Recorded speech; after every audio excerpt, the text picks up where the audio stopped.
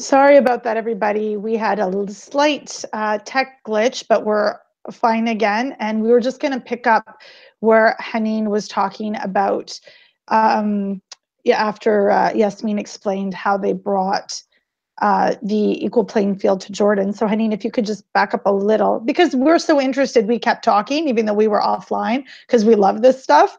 So Haneen, could you just let us know again, I think from where you said, it was Prince Ali that heard your idea. It was Yasmin's idea about playing at the lowest place as opposed to having played on the highest place. Could you just pick up from there a little bit? Yeah, sure. So after we got back, we got a huge support, and everyone loved the idea that we were brave enough to do this crazy journey. And Yasmin drove us all the way. Yeah. So we had a meeting with His Royal Highness Prince Ali, and he really loved the idea that what we're gonna do in Jordan Quest. We called it Jordan Quest Equal Playing Field, and in less than 1 year, we organized an 11-day tour in Jordan. Maybe we don't have a mountain to climb here in Jordan, but we've done 11 days Jordan tour. And we've done some hikings, we've done some great community service over here. We've done more than 4 clinics, and it was a total of 600 girls playing football for a whole day and enjoying the experiences with international female football players from all around the world. And actually it ended up like the last day it was our closure, Guinness World Record lowest altitude football match ever. And what I really loved over there is His Royal Highness built a full pitch for us, and after the match we gave it for the community over there, just to make sure that girls and boys will get the opportunity to play there every day. That's wonderful, and the work that you've done is incredible, both of you, in terms of the work you've done. And also, Haneen, you skipped over this a little bit, but the clinics that you offered, were they not part of sessions being offered to young girls in camps, or am I misunderstanding that? In Jordan, the clinics that you offered were for everybody in Jordan. It wasn't just in a specific club. Was it open to people? So basically, Shireen, we went for four areas in Jordan, all around Jordan. The people, few people didn't get a chance to go and play, and didn't get a chance. It was from girls from schools, public school, all around the areas. So we went to Wadi Ram, Wadi Musa, and Ghor Garash.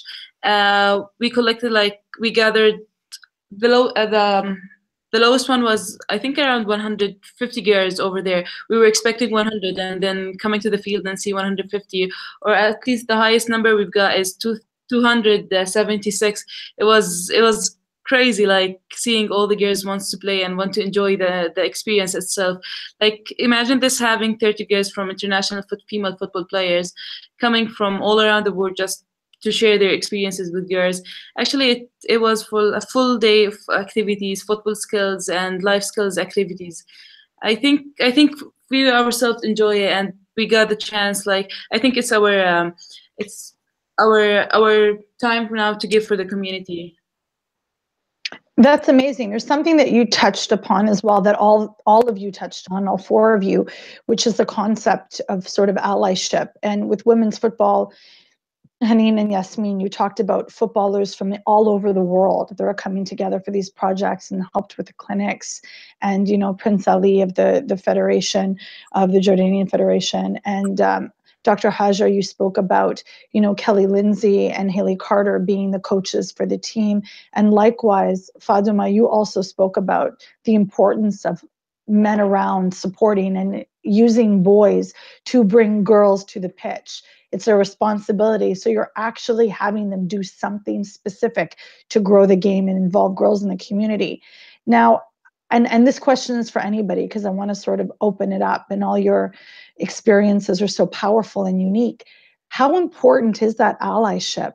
Is that support from other people? And what can men specifically from our communities and all over do to help more? So Fatima, I'm going to throw that to you. I think one thing for sure is there's been we're being shielded too much, literally, our brothers, our husbands, and our fathers don't want us to be exposed, and literally you're treated as something fragile, and in actual sense, that is not the case. And what we need is, for our brothers, for our fathers to stand with us and walk with us. And I will share the experience of my own dad. Like, I was 6 years old, and he held my hand, and we will walk for over 2 kilometers because we didn't have a television ourselves to go and watch football. And I never missed any World Cup. I never missed, Euro Championship, African Cup of Nations. We watched every game. But every time I will be the only girl in the room. I look so odd, and everybody will ask him, like, where are you taking her 2 in the morning? And he'll say, but there is a game. And then when I wanted to play, like, he was the one again standing in front of me and saying, yeah, I've allowed you to do everything else, but not this one, because then, literally, like, you will be in the face of everyone. You are going against the grain, the culture. He never mentioned religion himself, because like he was an Islamic scholar, and he was actually teaching religious education in high school students. So he knows I know, and I know he knows. So that, that will not be a ground. So culture was the biggest thing. And then when everybody else was, fighting me, and I was physically even assaulted, he will always be beside me. He came to every game, that I was coaching, to every game that we played. And at some point he was saying, like, why are you doing this? Go back to the city and, live a comfortable life. You can be an advocate and, earn a good life. And it took him some time before it sank in. And having that support, having my brothers with me, to work with me, and having now my husband, I'm now married with 2 kids, is really important, because I'm able to, like the chance I have, I'm able to grab and do something with it. If you don't have that support, then it'll just be this lonely journey. And my ask to, all the people who are watching us tonight is, hold your daughter's hand, and walk with her. It's only you who can do it. Wow. Dr. Hajar? Of course, about the men should be support, as this advancement is possible with the support of mother, support of community. But of course, this is the men and boys who are the gatekeeper to opportunity, and we need their cooperation as well. Like when I started football, without the support of my father, I imagined I couldn't make it to playing football or to be active in the community. We cannot hide or remove or hide the man and boy cooperation with us.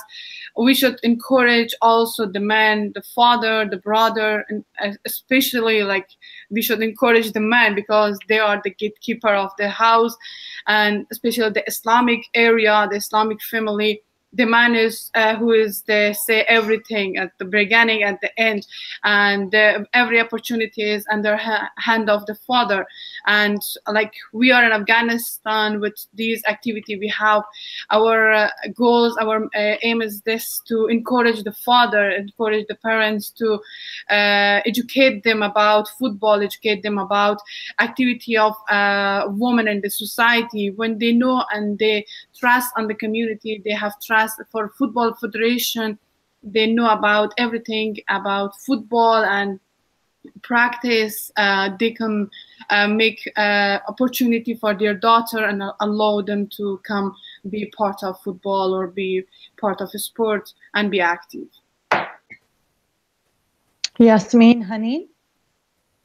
Talking about men, how it's really amazing, because we all complete each other. And for talking about men, my father, he's my biggest supporter. He's I'm the only daughter, I'm the only girl in the whole family. So having the support of him, coming to my trainings, coming to all the games that I played, being there, showing me that he supports me in whatever I do, it's just gives you the push to continue what you're doing. And that's what I ask all the parents, all the fathers for these girls in Jordan and all around the world, is that you support your daughter, because she's holding your name. She's making you proud.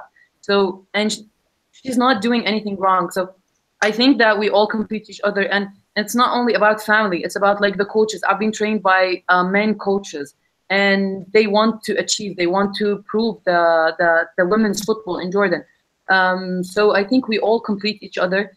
And there are lots of men in the world that they believe that they believe in women empowerment. They believe in that girls, they are strong enough and they can do whatever they want. And especially when we went to Kilimanjaro, the co-founder Laura, her husband, he was there, and he's the most amazing supporter and man ever. Like, he climbed at summit night, he climbed before us, and he went to the summit to make sure that the pitch is ready. So all the players, when we go up on the summit, we find the pitch ready for us, so we don't have to because we were like climbing for 7 hours in a minus 20 degrees. So we've already been tired. So he made sure that all the players are comfortable, and just to go to the summit, play the game, because it's already a challenge. The game by itself, it's a challenge. So yeah, we all complete each other.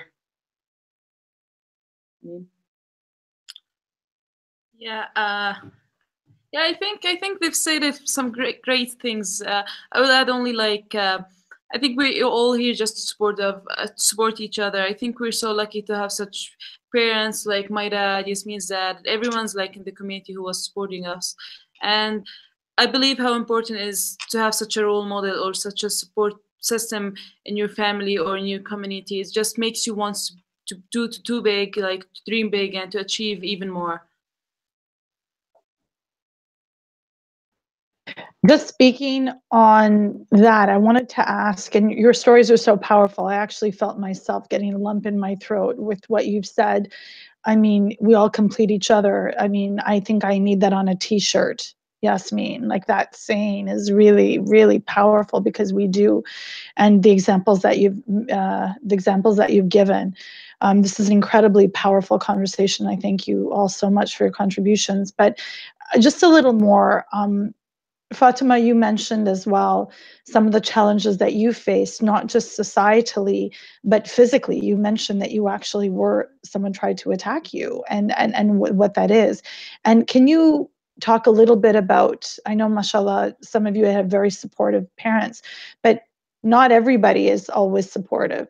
So could you talk about, and Dr. Hajar, we'll start with you, a little bit about the pushback you personally received in the community and how you overcame it, or if you're still dealing with it. Mm-hmm. And especially in Afghanistan, like we had a more 4 decades war, and every woman and girls stay home, and we couldn't be educated or be outside of the house. But after all of these challenges and war, we found a football federation, and we found a football team. When I was starting football, I was 14 years old. I was very young, but I don't know. I didn't know about my opportunity and who am I. Just all the time I say why I'm a daughter of my father, because many people say why the Abul Fazl have a lot of daughter. I have 8 sisters and 4 brothers. And many people say, oh, if Abul Fazl have more son, he will be more, he has more power. But this kind of message came from community, came from my relative, that is very like hard to, I should keep that in my mind. Because of that, I started football, and football make a big story in my life and big history in my family. And I know like everything I have that is coming from football. And my uncle, he is a man, and he has many sons and daughters too. And he came and tried to force my mother to stop me from sport. But I continue, like I try to hard working in football and be part of football national team. I'm going to outside of Afghanistan, be in international matches. And after 10 years, my uncle came back in our house, and he said, I want my son to be like Hajar. It is a big changes coming. Like, we working by football to change the mind of the people. We change the belief of the people to, yes, women can do anything, especially sport, especially football, that is only for women. Well, I want to be like you too, and I want my sons to be like you, inshallah, and my daughter. So I totally hear that. Your uncle was finally right. And part of the work of Muslim Women in Sport Network, the key words are to advise, campaign, and to educate. And then very often, as we know, it also means to educate our own, to educate the men in our communities, to educate the girls as well. Because Fatima, as you also said, the girls sometimes didn't even know what their rights are. I mean, you had access to education and knowledge, so you were able to put that forward. And Dr. Hajar, just like you're saying, to give, ourselves the opportunity to shine. I mean, I think your dad is incredibly lucky, mashallah, to have a daughter like you that I'm sure he's so proud of.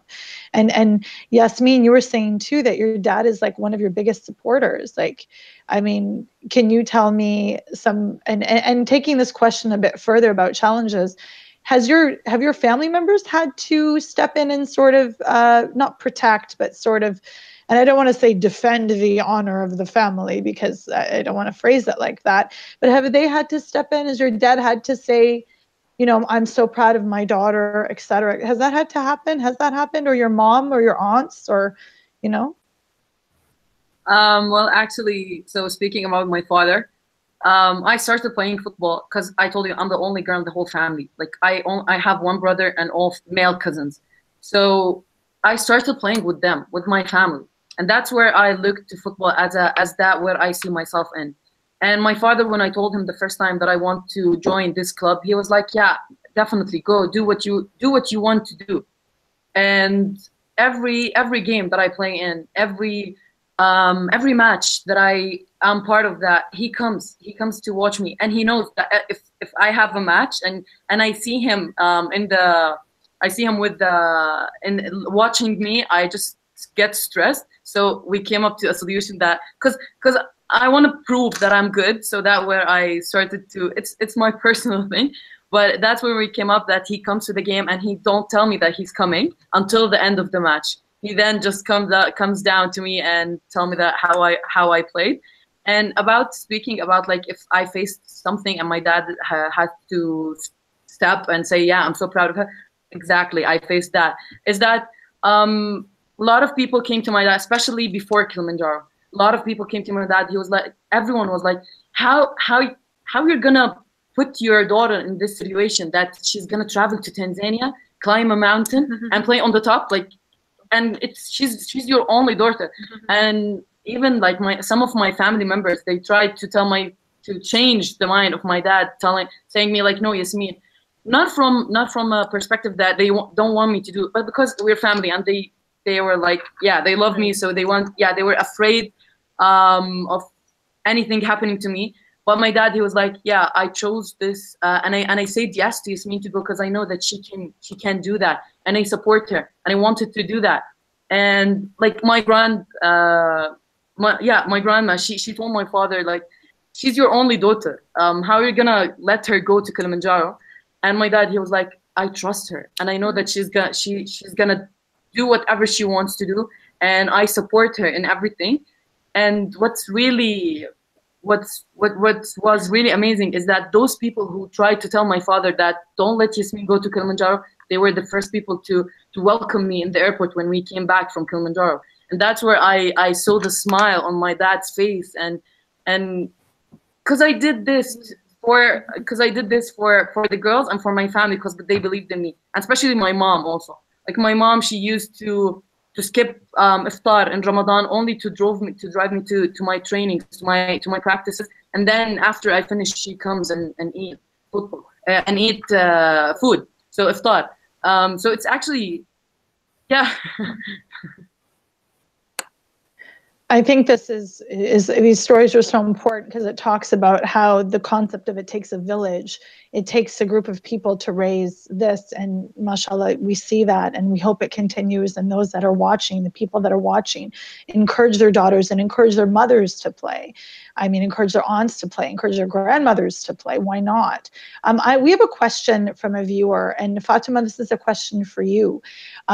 They were asking you to talk a little bit about your street football world experience, and about creating dialogue through football and the work being done to make sport for development seen and make it more sustainable financially, like something like Common Goal Initiative. Could you speak a little bit about that?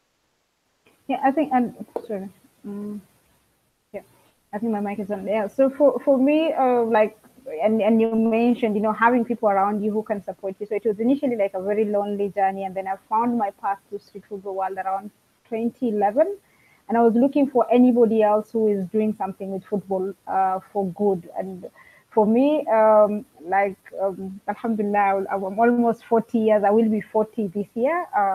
So I'm supposed to be a grandmother. Back in the village, because if I was married at 13, then my daughter, will have a kid, and I would be a grandmother now. And most of the time, the question people ask is like, when are you going to get serious with life? When are you going to stop playing football? And I'm like, this is the only serious thing.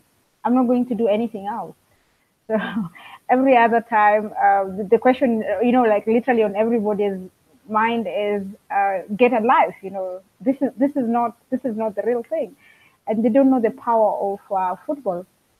And being part of street football world, I literally pushed for my space, both as an African Muslim woman, because at that time there was not a single woman on the board. I think we only had one woman previously on the board of street football world.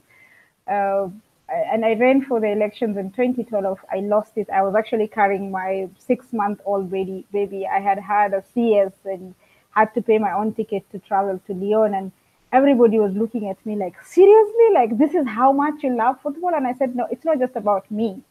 It is so much about, all other women who follow me. It will be so much about the kids that I will have in future. But like, I want to sit at the table. I don't want anybody else making decisions for me, both as, an African woman and also other Muslim women. And I lost that time. And 2014, I had my second child. And I had to leave her behind because we could not get her a passport. And there is a whole misconception about the north of Kenya. We are literally treated and called names. And my daughter was 4 months old, and she was called Al-Shabaab, which is like a terrorist organization, and they could not give her travel documents. So I had to leave her behind 10 days away. And for me, like, this was the toughest, challenge. And I was going to run for this election in Brazil all the way. Again, everybody said, I think she's nuts. She's not normal. How can you leave your 4 months old baby, with your husband, and you're going away for this? So I will bring you back to the whole history of Football 3 and street football world, and why it was so important for me to sit at the table. And coming back, looking at the network and why we are together, it's 125 organizations using football for social good in over 80 countries now. And every day we are able to reach 2 million children. It's so powerful.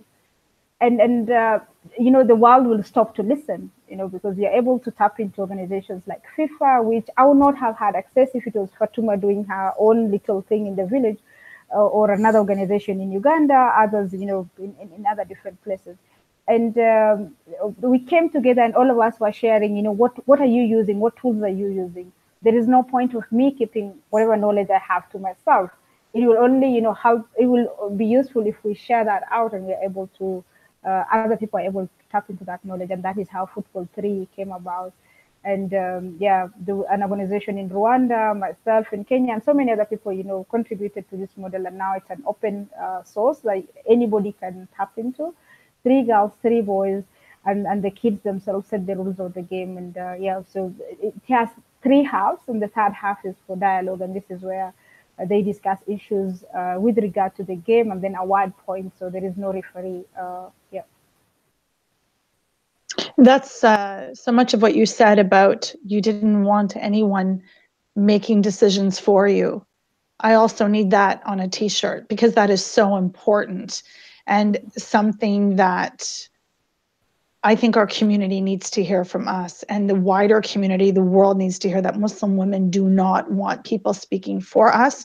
We want to make our own decisions, and we want to be able to do that and have those seats at the table. So Amin to that completely. Yeah. I think like we've been a bit shy, and by giving excuses, and allowing other people to speak on our behalf. And I feel personally, I feel tired and exhausted. And at times people look at me in a hijab and I travel through airports and I always get harassed, for just being a hijabi. And the question is, what do you do? And I say, I play football. And, like, seriously, what do you do? And it's the same question. Like, why can't, a Muslim woman dressed in a hijab play football?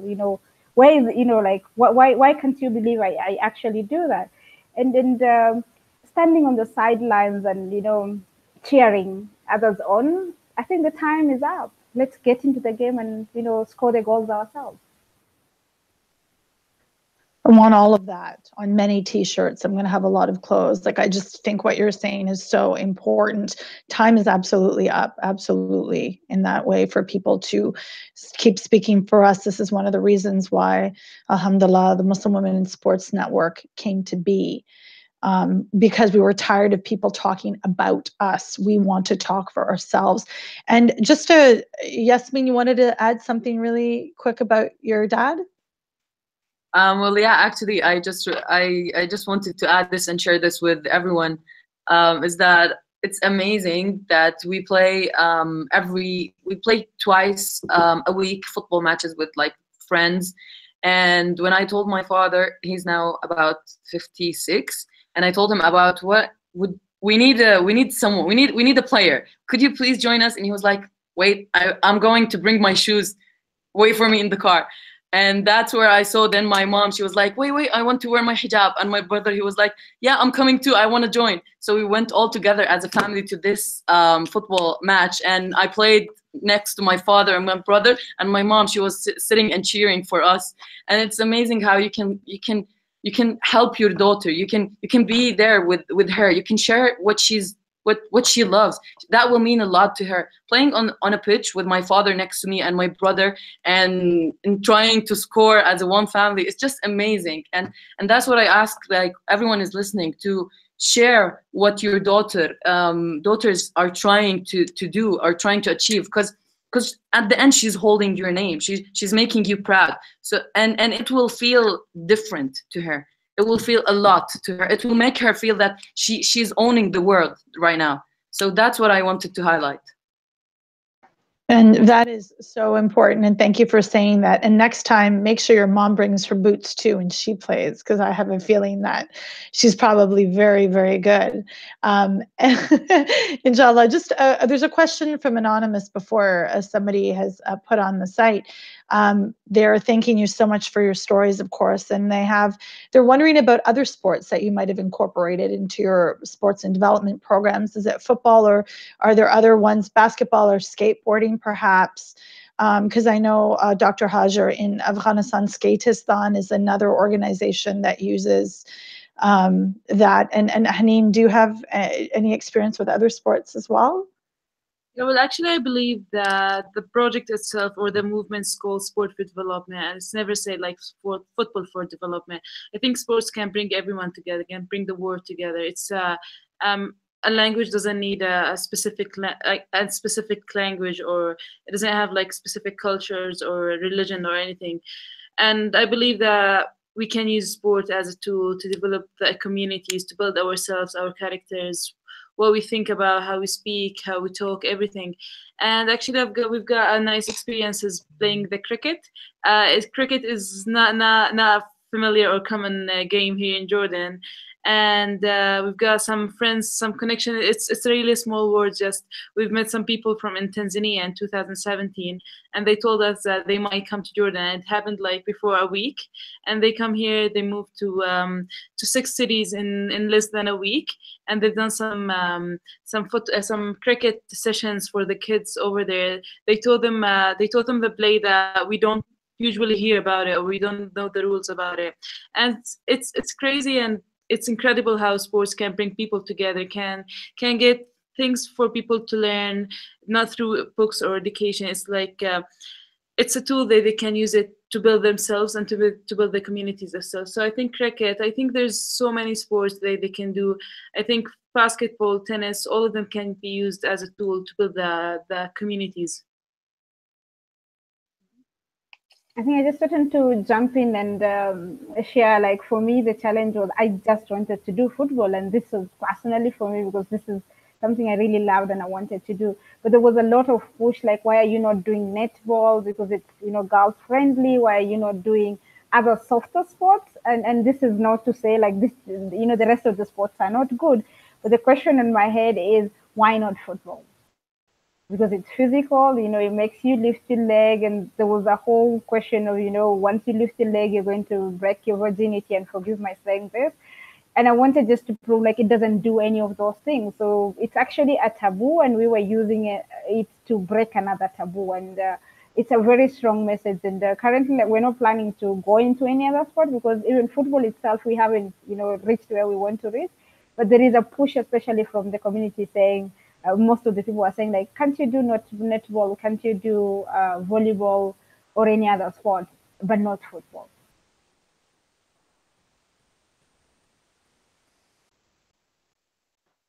Dr. Hajar, what about your experience? I started football and playing football, and just in 2015, we invited from Shir Zanan. In Persian, it means Female Heroes is an organization. They cover just Muslim athletes from 7 countries, from Islamic countries, and they invited us in Iowa, USA, for cycling. And we across the Iowa states, from one river to Mississippi River. From 6 days, we ride bicycle to show the power of women around the world. From like, we are Muslim and we can ride bicycle. Like, that's a good experience. I had like over football, but in Afghanistan, we can say sport is a very good course to bring the girls, bring the women from home, and it is very fundamental is we have the powerful woman in the future. We can use a sport, any sport, like football, basketball, especially volleyball. Basketball is in a government school in Afghanistan, is very unique and very common. We can use these sport to encourage more girls. I think it's my answer. That's wonderful. I would like to say one thing, because my dad, he's watching in the other room, and he just came, brought Haneen a cake because of her birthday. Oh, yes, that was from my dad. And and going back about the different sports, as Haneen said, that it's sports for development. It's not football for development. So I work with GIZ, and we started the project by football, teaching coaches, PE teachers, university students how to develop their society, or where they're training by football. And now we're doing that the same for the basketball, and we're doing a basketball manual, and we're gonna start doing workshops. Basketball workshops, and after that we're doing handball, and after that we're doing frisbee. So it's about sports for development. It's not about football for development. I think this is really important, what you're saying about sport for development, and how we just all happen to love football. That's something we all have in common, which is amazing. And that's very important. But sport in general, like, I had done a little bit of writing. The Global Sports Mentoring Program has projects in Egypt and in Jordan on cycling, on martial arts. And we know with our own experiences that sport can actually help to be a tool of also empowerment and healing for people that have, or women that have suffered or are surviving anything from trauma to conflict to personal, to poverty, and access to education. So we know that sport can help lift. And there's other things like basketball, badminton. I didn't realize that Jordan actually has a really amazing badminton scene. And these are things that we don't realize. And even Dr. Hajar talking about, a lot of people don't realize this, but Afghanistan actually has a cycling scene. It's called Afghan Cycles. And a lot of people don't know this. And this is a part of education that is really important. And we hope our viewers hear this and hear what you're saying and absorb it, that there are these places and pockets of this incredible work in sport and development. I just wanted to ask on that, if you can share with us a little bit about projects you are working on, or if it's a secret, you don't have to tell us, but a little bit about maybe what you're doing or what you hope to see next. I want to start with Yasmin. Haneen, why don't we start with you? Yeah, of course. So as I said, GIZ now is moving to the next level. Is that we're now doing basketball manuals. We start giving workshops. So because GIZ basically Sports for Development is that we give workshops to football coaches, to PE teachers, to PE university students, and we work with refugees, grassroots centers. So we started by football and how to combine the social skills and the sportive skills in one training session. That's what we train. That's what we train the coaches. Is that football? It's not only about the sportive skills. It's not about passing, controlling. No, it's about communication. It's about teamwork. It's about trust. So that's what we try to change now and try to develop these coaches in. And as we saw the huge impact that we're doing on, and we're giving those coaches in, now we're moving. We're gonna do a basketball. So because we already did, we have a football manual that everyone can use it. There's a lot of exercises. There's a lot of things that every coach, it's very helpful, can use this manual and just open it and see whatever he wants to or she find inside. And now we're doing that for the basketball, and we're moving to handball and then frisbee. So it's these things that we are now trying to do because we want to cover the whole sports, let's say the whole community. Because we totally understand that not everyone loves football. There's a lot of people that love basketball, and there's a lot of people that they are handball players. There's a lot of people that play badminton, frisbee, cycle, and we are all under the sports umbrella, let's say. And actually, I've got a nice piece of information I've heard like 2 months ago, that there is 4,000 sports in the world. Like based on all the changes and cultures and stuff, we have 4,000. So I think like everyone should pick one sport and do it for the sake of getting more things to learn, more things to build on. And I think everyone got the chance. Like if you don't like football, you might like volleyball or anything. Yeah, everything. 4,000 all over the world. That's a lot of sports. Actually, that was my graduation project. I studied journalism and media, and I wanted to link that sports with what I study. So I've made a report with it's called a motivation one. It was like, get up and pick a sport. You're probably gonna find one fit for you. Wow, that's amazing, Haneen. That's so cool. Dr. Hajar, what are you? Actually, Haneen, you didn't answer. What are you working on now? So, guys, if you know that I work with an initiative called Madrasati. Madrasati means in Arabic, my school. And Madrasati was launched in 2018 with service and focus on public school in Jordan, all around Jordan. So sports are always taking a huge part on the students' club. And we always make sure that they get one kind of sports they do during 10 weeks during the semester. We've almost done with the Sport for Development project, and we're having a great summer camp next week as a closure event for this one. We succeeded in gathering 490 students, like 4 from female schools and the others from male schools. And I think we're gonna keep building on that. I think we've got a great opportunities to get people, to get the students. The sports has changed them, their behaviors. They give them something to learn about the teamwork, the spirit, the spirit and respect. All the things that they might take like years to get to learn through books and like education. They get it in 10 weeks. So I think probably we still have like a full summer of summer camps and lots of sports activities. That's amazing. Dr. Hajar, what are you, if you can tell us, what are you working on now and next? Yes, I'm founder of Tawana organization. Tawana, it means capable. And I started this foundation, this organization in 2015. Now we have 2 projects and 2 programs. That's one is about the sport, because sport built courage for the girls, and like sport gave me courage to continue my studies and advance for my my passion. And now we put one name for our project: Football School of Life.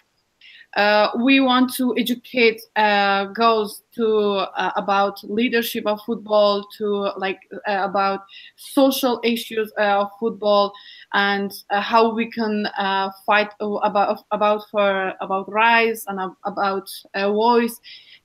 Like we put a School of Life name to take the meaning of football and use that football for the making good life for the future of girls. And we want to encourage girls to make a dream, because after a long time we have war. The most girls, they break their dream, and they doesn't have any like a dream or goals.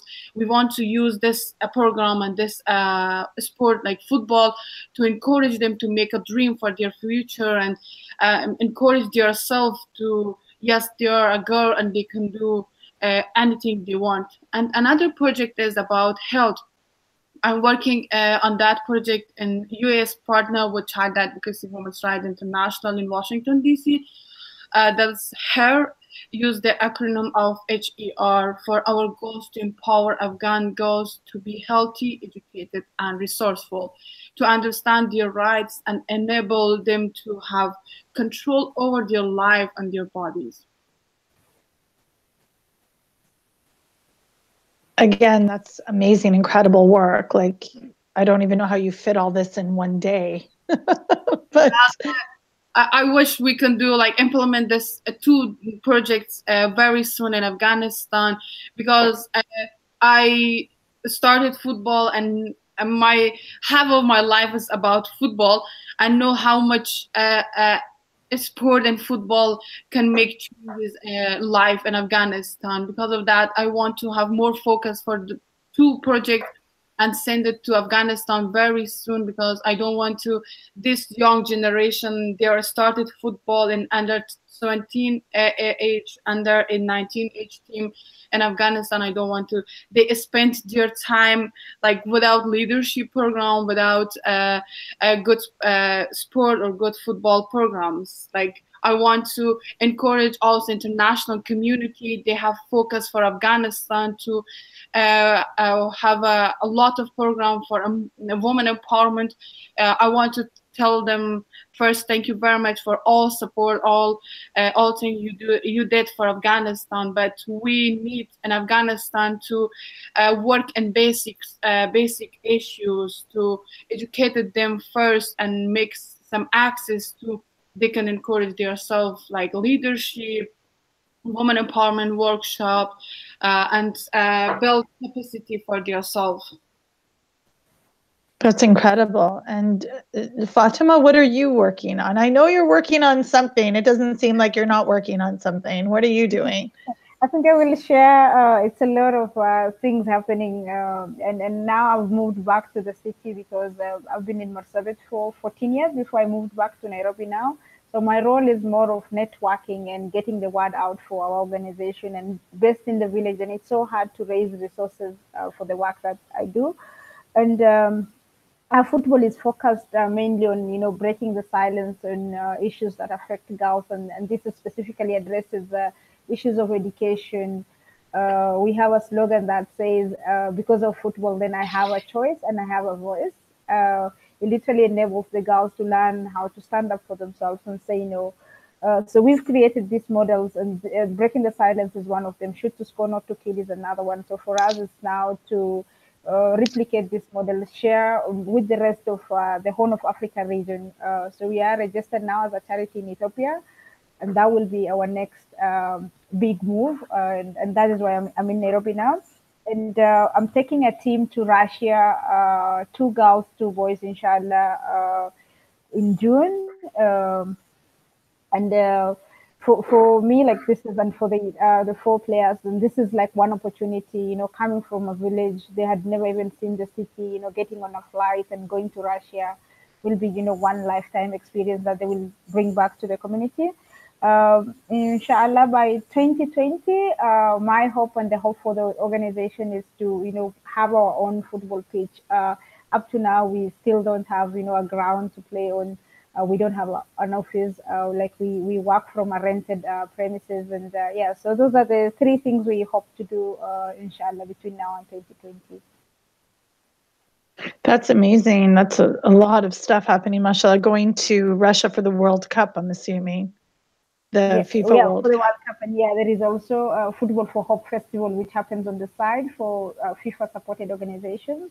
Right. Yeah.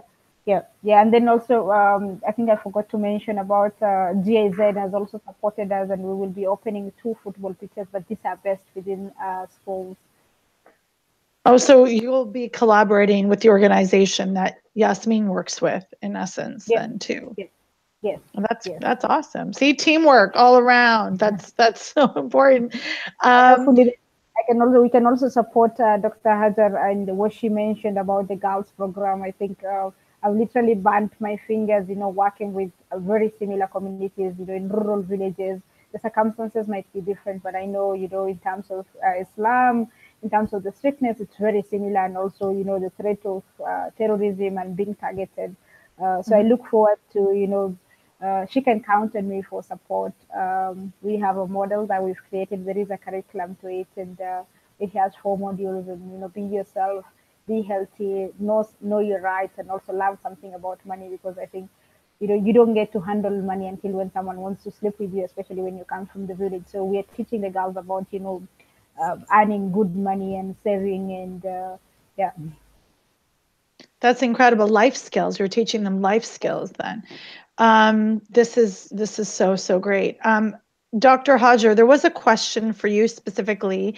How did you find the attitudes and hospitality towards you and the other women from the people in Iowa who may not have, we don't want to generalize about Iowa, but they might not have had exposure to Muslim women in sport. So how was that experience with Shirznan? That was amazing experience. I have never have like that. Is in 2015, Shirznan selects 7 athletes from 7 sports from 7 countries, and they invited us to the Iowa, and that is ride a cyclist, more than 1,000 cyclists coming from all the world in Iowa for 6 days. With that experience I have, like, that was amazing. With people of the Iowa, we meet a lot of people. They are very happy to, like, from Islamic country. We went to the Iowa, and there was our hospitality, and we stay at their house, and we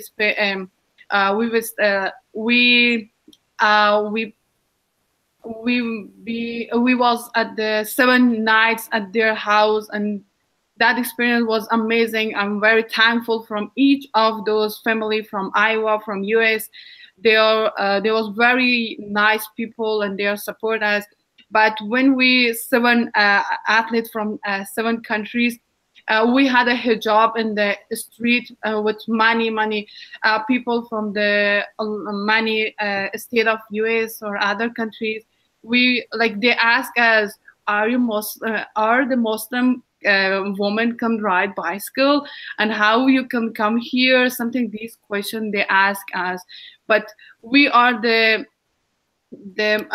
we represent the Muslim countries. We represent the Muslim people. Yes, like the Islam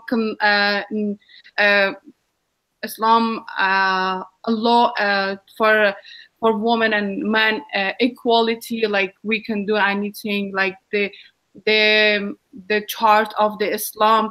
But like, as Prophet Muhammad say, like, the father and the mother should teach this sport for their girls and for their sons too, and also education. Like, we represent our religion, about our and also our country to them too. Yes, Muslim country and Muslim women can can play a sport, can be educated, and that was amazing for me. Like, I have a lot of friends still. They are friend with me, and they support me, and they help me a lot for my projects, for my activities, all the world.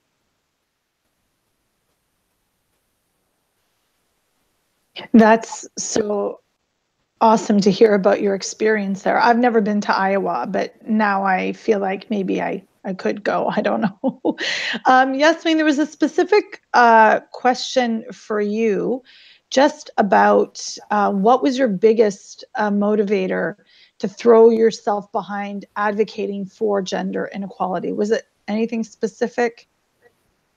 Actually, there's a lot of stories that I've been through as a football player, because I started playing as a young girl, and yeah, I faced people coming to my face telling me I hate girls who play football.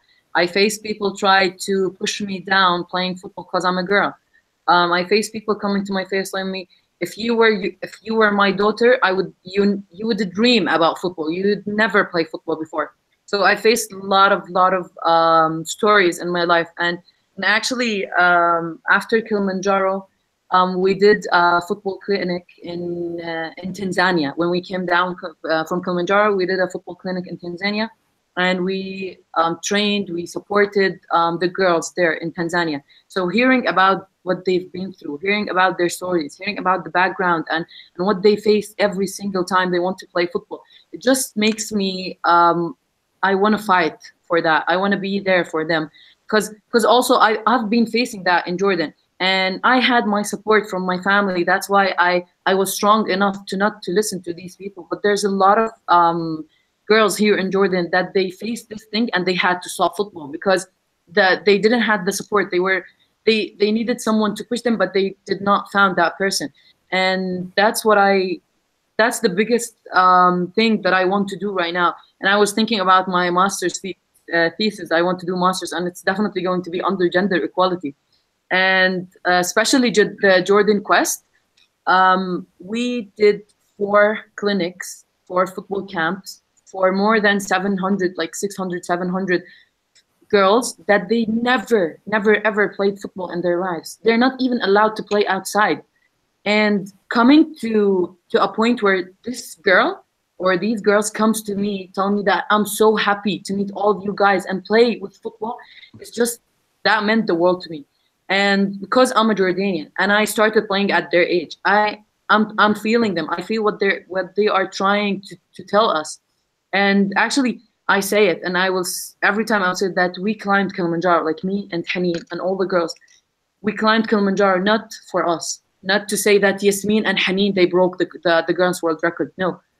We climbed Kilimanjaro and we did the Jordan Quest for the new generations, for the new girls that they want to play football, for everyone who's looking for someone to push them. And whatever makes me want to do things in the future is that I want these girls to never face what I faced in my future, in my past, to never face these. If they want to play football, yeah, they will find clubs, they will find whatever they want to play football.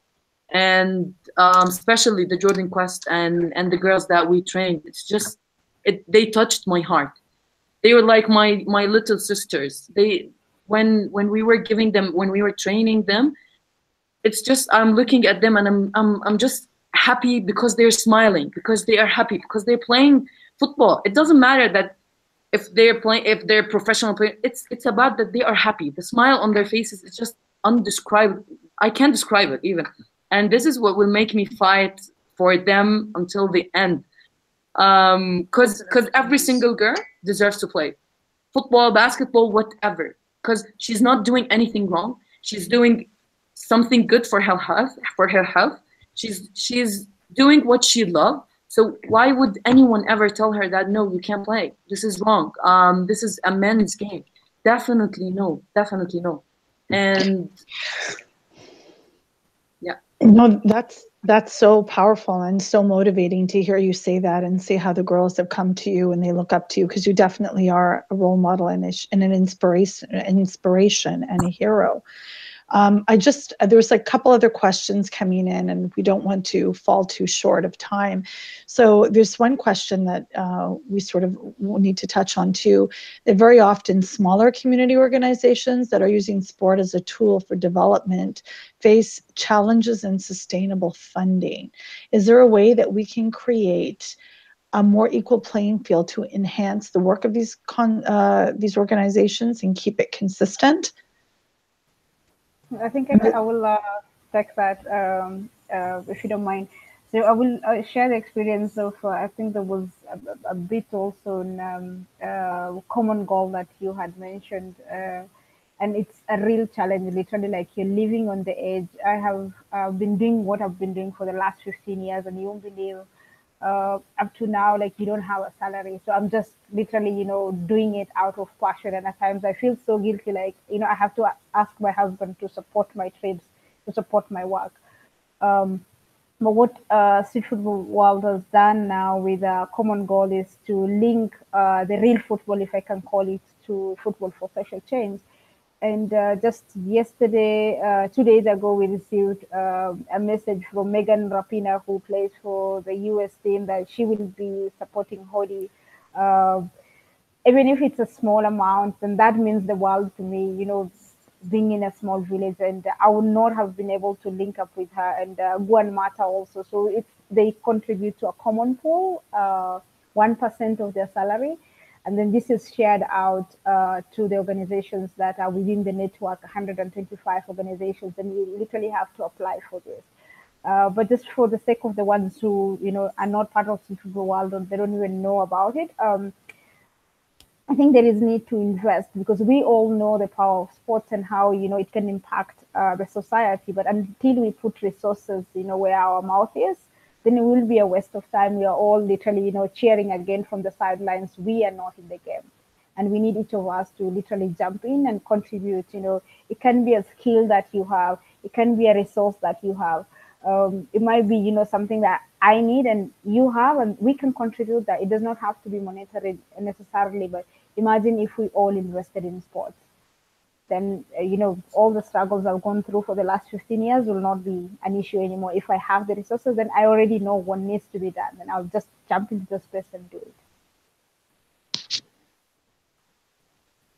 Yeah, I mean, I think it's important to understand that these programs take work, and that work needs funding, and those people who do the work need remuneration properly. And we know this. And I'm sure that all of you have done, I don't know how much, countless amount of work without that type of, you know, without that pay. You've done these labors of love for your love of football and your love of development.